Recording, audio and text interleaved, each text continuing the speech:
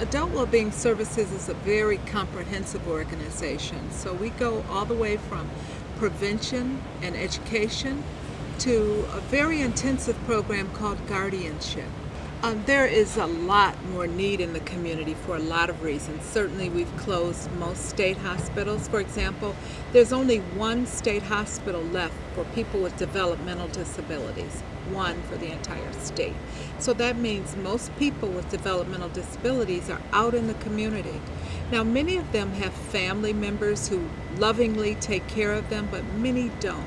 And what that means is that they have been put in situations where they are still very vulnerable. And if they're not involved with an organization like ours and they're totally isolated, there's no one to really look after them.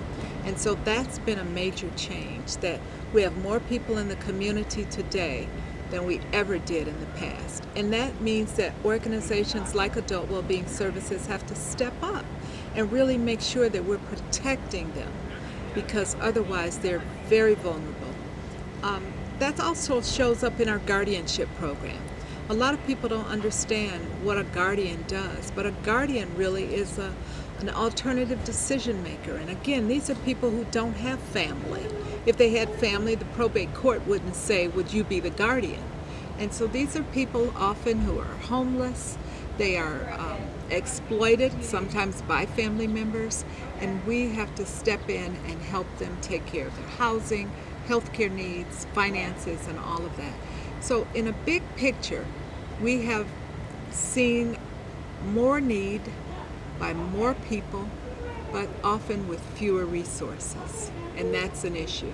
We all hear the cliche, doing more with less, but it gets to a point where you can only do so much.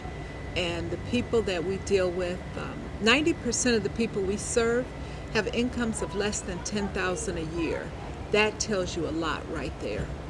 Everywhere you go in our organization, there are volunteers. We have volunteers from the federal volunteer programs. We have people who just come in and say, I'd like to help. They may come once a month, once a week, or whatever.